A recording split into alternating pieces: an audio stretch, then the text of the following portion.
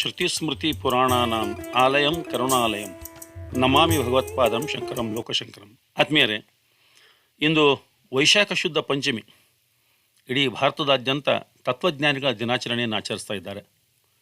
ಅದರ ಪ್ರಯುಕ್ತ ಇಂದು ನಾವು ತತ್ವಜ್ಞಾನಿಗಳಲ್ಲಿಯೇ ಮೇರು ಶಿಖರದಲ್ಲಿರುವ ಜಗದ್ಗುರು ಶ್ರೀ ಆದಿಶಂಕರಾಚಾರ್ಯರ ಕುರಿತು ಅವರ ಸಾಧನೆಗಳನ್ನು ಮೆಲುಕು ಹಾಕೋಣ.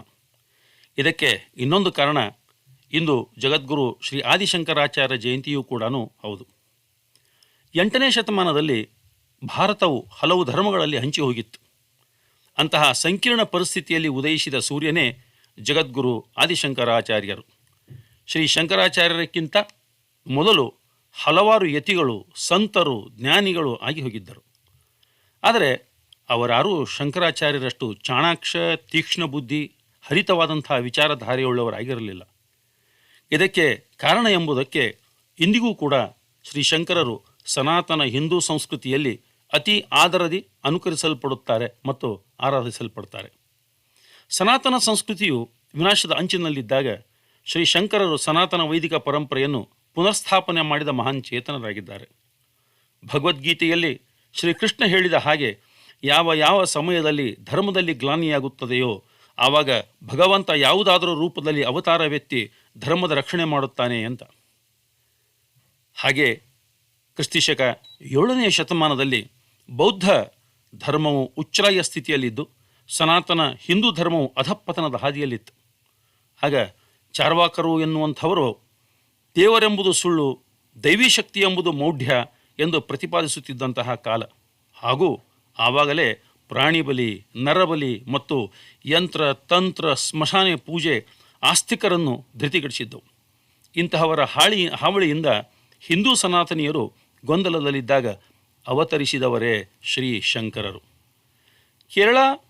ಕೇರಳದ ಪೂರ್ಣಾ ನದಿಯ ತಟದಲ್ಲಿದ್ದ ಕಾಲಟಿ ಎಂಬ ಗ್ರಾಮದಲ್ಲಿ ವಾಸವಾಗಿದ್ದ ನಂಬೂದರಿ ಬ್ರಾಹ್ಮಣ ಕುಟುಂಬದಲ್ಲಿ ಕ್ರಿಸ್ತಶಕ 788 ವೈಶಾಖ ಶುದ್ಧ ಪಂಚಮಿಯಂದು ಶಿವಗುರು ಹಾಗೂ ಆರ್ಯಾಂಬ ಇವರ ಸಂತಾನವಾಗಿ ಶ್ರೀ ಶಂಕರರು ಸಾಕ್ಷಾತ್ ಪರಶಿವನ ಅವತಾರವಾಗಿ ಜನಿಸಿದರು. ಬಾಲಶಂಕರರ ಪವಾಡಗಳು. ಚಿಕ್ಕವರಿದ್ದಾಗಲೇ ಬಾಲಶಂಕರಲ್ಲಿದ್ದಂತಹ ಕಲಿಕಾ ತೀಕ್ಷ್ಣತೆ, ಗ್ರಹಿಕಾ ತೀಕ್ಷ್ಣತೆಯನ್ನು ಅರ್ಥೈಸಿಕೊಳ್ಳಲು ನಾವು ಕೆಲವು ಘಟನೆಗಳನ್ನು ನೆನಪಿಸಿಕೋಬಹುದು. ಒಂದು ದಿನ ಬಾಲಶಂಕರರು ಒಂದು ಗುಡಿಸಲಿನ ಮುಂದೆ ಬಂದು ನಿಂತು ಭವತಿ ಭಿಕ್ಷಾಂದೇಹಿ ಎಂದು ಭಿಕ್ಷೆಗಾಗಿ ಬಂದು ನಿಲ್ಲುತ್ತಾರೆ. ಆಗ ಆ ಮನೆಯಲ್ಲಿದ್ದ ಒಬ್ಬ ಹರುಕಲು ಶೀರೆಯುಟ್ಟ ಕಡುಬಡುವ ಮಹಿಳೆ ಸೂರ್ಯನಂತೆ ಪ್ರಜ್ವಲಿಸುತ್ತಿರುವ ಈ ಬಾಲ ಸನ್ಯಾಸಿಯನ್ನು ನೋಡಿ, ಮಗು, ನಾನೊಬ್ಬ ಬಡವೆ, ನನ್ನ ಮನೆಯಲ್ಲಿ ನಿನಗೆ ನೀಡಲು ಏನೂ ಇಲ್ಲ ಎಂದು ನೊಂದು ಕಣ್ಣಿನಂಚಿನಲ್ಲಿ ನೀರನ್ನು ತಂದುಕೊಳ್ತಾಳೆ. ಇದನ್ನು ನೋಡಿದ ಬಾಲಶಂಕರರು, ಅಮ್ಮ, ನಿನ್ನಲ್ಲಿರುವ ಏನನ್ನಾದರೂ ಭಿಕ್ಷೆ ನೀಡಿದರೂ ಸಂತೋಷದಿಂದ ಸ್ವೀಕರಿಸ್ತೇನೆ ಅಂತಾರೆ. ಆಗ ಆ ಮಹಿಳೆ ಒಳಗೆ ಹೋಗಿ ಮನೆಯನ್ನೆಲ್ಲ ಹುಡುಕಾಡಿದಾಗ ಮನೆಯ ಮೂಲೆಯ ಪಾತ್ರೆಯಲ್ಲಿ ಒಂದು ಒಣಗಿದ ನೆಲ್ಲಿಕಾಯಿ ಅವಳಿಗೆ ದೊರೀತದೆ. ಅದನ್ನೇ ತಂದು ಬಾಲ ಒಟುವಿನ ಜೋಳಿಗೆಯಲ್ಲಿ ಬಹು ದುಃಖದಿಂದ ಹಾಕ್ತಾಳೆ. ಅದನ್ನು ಕಂಡ ಶಂಕರರು ಅತಿ ವಾತ್ಸಲ್ಯದಿಂದ ಮತ್ತು ಅತಿ ತೃಪ್ತಿಯಿಂದ ಮಹಿಳೆಯ ಪರಿಸ್ಥಿತಿಯನ್ನು ಕಂಡು ಲಕ್ಷ್ಮಿಯನ್ನು ಮನದಲ್ಲಿ ಆಹ್ವಾನಿಸಿ ಕನಕಧಾರಾ ಸ್ತೋತ್ರವನ್ನು ಕಂಠೋದ್ಗತವಾಗಿ ಹಾಡ್ತಾರೆ. ಆಗ ಆ ಬಡ ಮಹಿಳೆಯ ಮನೆಯಂಗಳದಲ್ಲಿ ಬಂಗಾರದ ನೆಲ್ಲಿಕಾಯಿಗಳ ವೃಷ್ಟಿಯಾಗ್ತದೆ. ಇದು ಬಾಲ್ಯದಲ್ಲಿಯೇ ಶಂಕರರು ಗಳಿಸಿದ ಪಾಂಡಿತ್ಯ ಹಾಗೂ ದೈವಾನುಗ್ರಹಕ್ಕೆ ಸಾಕ್ಷಿ.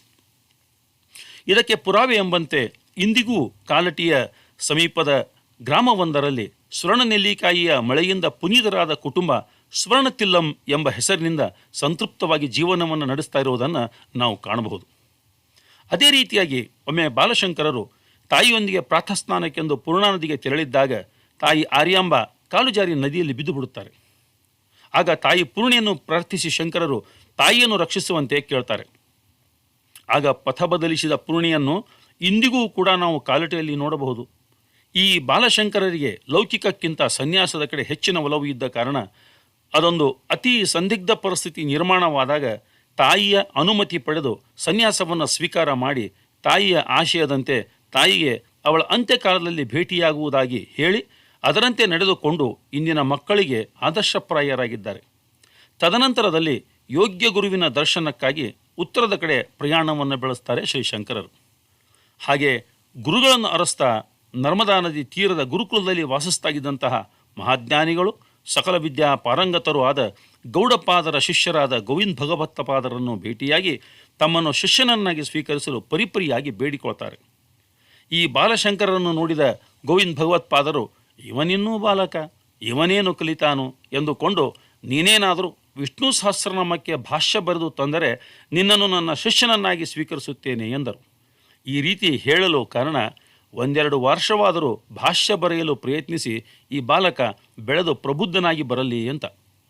ಆದರೆ ಆಶ್ಚರ್ಯ ಎಂಬಂತೆ ಮರುದಿನ ಬೆಳಿಗ್ಗೆ ದೈವಾಂಶ ಸಂಭೂತರಾದ ಶ್ರೀ ಶಂಕರರು ವಿಷ್ಣು ಸಹಸ್ರನಾಮಕ್ಕೆ ಭಾಷ್ಯ ಬರೆದು ತಂದದ್ದನ್ನು ನೋಡಿ ಗೋವಿಂದ ಭಗವತ್ಪಾದರು ದಿಗ್ಭ್ರಾಂತರಾಗ್ತಾರೆ.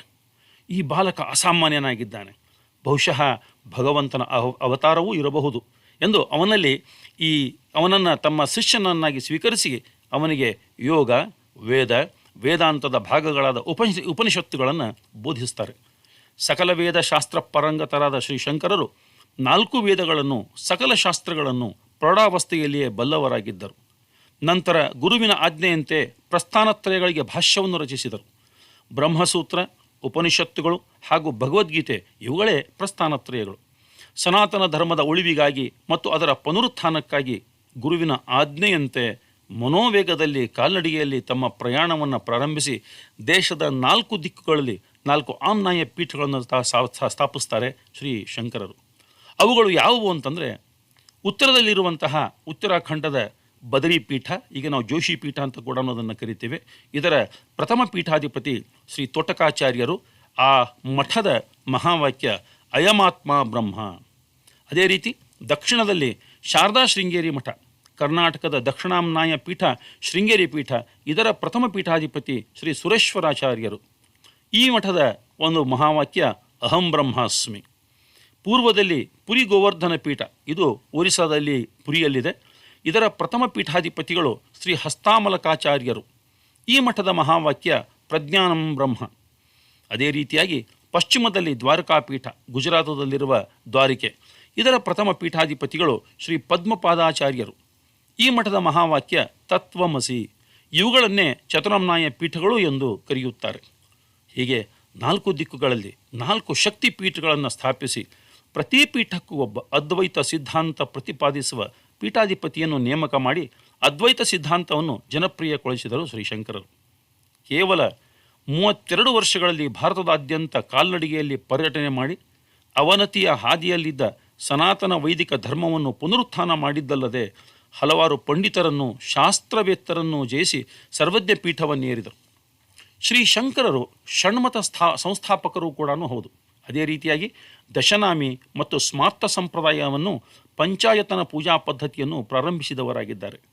ಇದರಲ್ಲಿ ಷಣ್ಮತ ಎಂದರೆ ಸೂರ್ಯ, ಗಣಪತಿ, ಅಂಬಿಕೆ, ಶಿವ, ವಿಷ್ಣು ಹಾಗೂ ಸ್ಕಂದ ಇವರಲ್ಲಿ ತಾವು ಪೂಜಿಸುವ ಪ್ರಮುಖ ದೇವರನ್ನು ಮಧ್ಯದಲ್ಲಿಟ್ಟು ಸುತ್ತಲೂ ಇನ್ನುಳಿದ ದೇವತೆಗಳನ್ನಿಟ್ಟು ಪೂಜಿಸುವ ವಿಧಾನ.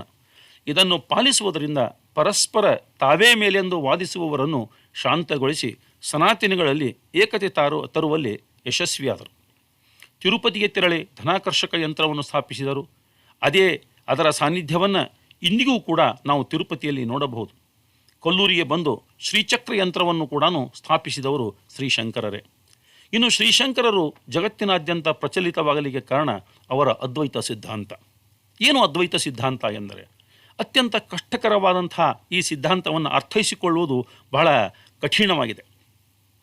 ಆದರೂ ಕೂಡ ಇದನ್ನು ನಾವು ಸರಳವಾಗಿ ಅರ್ಥ ಮಾಡಿಕೊಳ್ಳಬೇಕು ಅಂತಂದರೆ, ಅದ್ವೈತ ಎಂದರೆ ಎರಡಲ್ಲದ್ದು ಅಂತ ಅರ್ಥ. ಅಂದರೆ ಆತ್ಮ ಮತ್ತು ಪರಮಾತ್ಮ ಎರಡೂ ಬೇರೆ ಬೇರೆ ಅಲ್ಲ, ಎರಡೂ ಒಂದೇ. ಆತ್ಮನೇ ಪರಮಾತ್ಮ, ಪರಮಾತ್ಮನೇ ಆತ್ಮನು. ಇದನ್ನೇ ಅಹಂ ಬ್ರಹ್ಮಾಸ್ಮಿ ತತ್ವ ಎಂದು ಕೂಡ ನಾವು ಕರಿತೀವಿ.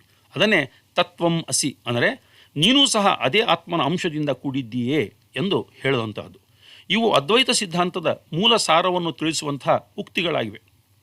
ಶ್ರೀ ಆದಿಶಂಕರಾಚಾರ್ಯರು ಹೇಳುವಂತೆ ಸರ್ವಂ ಬ್ರಹ್ಮಮಯಂ ಜಗತ್ತೆಲ್ಲವೂ ಬ್ರಹ್ಮನಿಂದ ಆಗಲ್ಪಟ್ಟಿದೆ ಹಾಗೂ ಆತ್ಮನೇ ಪರಮಾತ್ಮನೂ ಆಗಿದ್ದಾನೆ, ಅದು ಮಾತ್ರವೇ ಸತ್ಯವಾದುದು, ವಿಶ್ವದಲ್ಲಿನ ಮಿಕ್ಕೆಲ್ಲವೂ ಮಿಥ್ಯ. ಅಂದರೆ ಅವರ ಇನ್ನೊಂದು ಬಹಳ ಪ್ರಸಿದ್ಧಿ ಪಡೆದಂತಹ ಉಕ್ತಿ ಅಂದರೆ ಬ್ರಹ್ಮ ಸತ್ಯ ಜಗನ್ಮಿಥ್ಯ ಜೀವೋ ಬ್ರಹ್ಮೈವ ನಾಪರಃ. ಈ ಒಂದು ವಾಕ್ಯ ನಮಗೆ ವಿಶ್ವದಲ್ಲಿನ ಮಿಕ್ಕೆಲ್ಲವೂ ಮಿಥ್ಯ, ಕೇವಲ ಬ್ರಹ್ಮ ಮಾತ್ಯ ಸತ್ಯ ಎಂಬುದನ್ನು ಸ್ಪಷ್ಟವಾಗಿ ತಿಳಿಸಿಕೊಡ್ತದೆ. ಇನ್ನು ಆದಿಶಂಕರಾಚಾರ್ಯರು ಸನಾತನ ಧರ್ಮಕ್ಕೆ ನೀಡಿದಂಥ ಕೆಲವು ಕೃತಿಗಳ ಪರಿಚಯವನ್ನು ನಾನು ಮಾಡಿಕೊಳ್ಳಲಿಕ್ಕೆ ಇಚ್ಛೆಪಡ್ತಾ ಇದ್ದೇನೆ. ಶ್ರೀ ಆದಿಶಂಕರಾಚಾರ್ಯರು 18 ಭಾಷ್ಯ ಗ್ರಂಥಗಳನ್ನು, 23 ಪ್ರಕರಣ ಗ್ರಂಥಗಳನ್ನು ಹಾಗೂ 73ಕ್ಕೂ ಹೆಚ್ಚು ಧ್ಯಾನ ಪದ್ಯಗಳನ್ನು ಮತ್ತು ಸ್ತೋತ್ರಗಳನ್ನು ರಚಿಸಿದ್ದಾರೆ. ಶ್ರೀಶಂಕರರ ಇನ್ನಿತರ ಪ್ರಮುಖ ಅತಿ ಪ್ರಚಲಿತವಿರುವಂತಹ ಕೃತಿಗಳು ಎಂದರೆ ವಿವೇಕ ಚೂಡಾಮಣಿ, ಭಜಗೋವಿಂದಂ, ಶಿವಾನಂದ ಲಹರಿ, ಗಂಗಾಸ್ತವನ ಮುಂತಾದವುಗಳು. 8ನೇ ಶತಮಾನದಲ್ಲಿ ವಿವಿಧ ಧರ್ಮದ ಆಧಾರದ ಮೇಲೆ ಹರಿದು ಹಂಚಿ ಹೋಗಿದ್ದ ಹಲವಾರು ರಾಜ್ಯಗಳನ್ನು ನಾವೆಲ್ಲ ಹಿಂದೂಗಳು ಎಂದು ಏಕರಾಷ್ಟ್ರವಾದವನ್ನು ಪ್ರತಿಪಾದಿಸಿ ಅವರೆಲ್ಲರನ್ನೂ ಒಂದುಗೂಡಿಸಿದ ಕೀರ್ತಿ ಈ ಮಹಾನ್ ಜಗದ್ಗುರು ಶ್ರೀ ಆದಿಶಂಕರಾಚಾರ್ಯರಿಗೆ ಸಲ್ಲುತ್ತದೆ. ಅವರ ಅದ್ವೈತ ತತ್ವ ಇಂದಿಗೂ ಇಂದಿನ ಪರಿಸ್ಥಿತಿಗಳಲ್ಲಿ ನಿತ್ಯ ಸತ್ಯ ಹಾಗೂ ಪ್ರಸ್ತುತವಾಗಿದೆ. ಪೃಥ್ವಿಯ ಮೇಲಿರುವ ಪ್ರತಿಯೊಬ್ಬ ಪ್ರಾಜ್ಞನು ಶಂಕರರ ತತ್ವವನ್ನು ಒಪ್ಪಿ ಅನುಸರಿಸಿ ಅನುಯಾಯಿಯಾಗಿದ್ದಾರೆ. ಆ ಕಾರಣದಿಂದಲೇ ಪ್ರತಿ ವರ್ಷ ವೈಶಾಖ ಶುದ್ಧ ಪಂಚಮಿಯನ್ನು ತತ್ವಜ್ಞಾನಿಗಳ ದಿನಾಚರಣೆಯನ್ನಾಗಿ ಆಚರಿಸುತ್ತೇವೆ.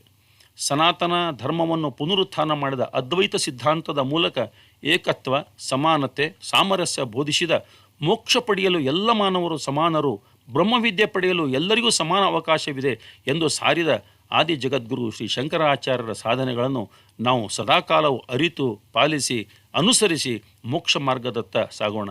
ಎಲ್ಲರಿಗೂ ಜಗದ್ಗುರು ಶ್ರೀ ಆದಿಶಂಕರಾಚಾರ್ಯರ ಜಯಂತಿಯ ಹಾರ್ದಿಕ ಶುಭಾಶಯಗಳು. ಶಂಕರಂ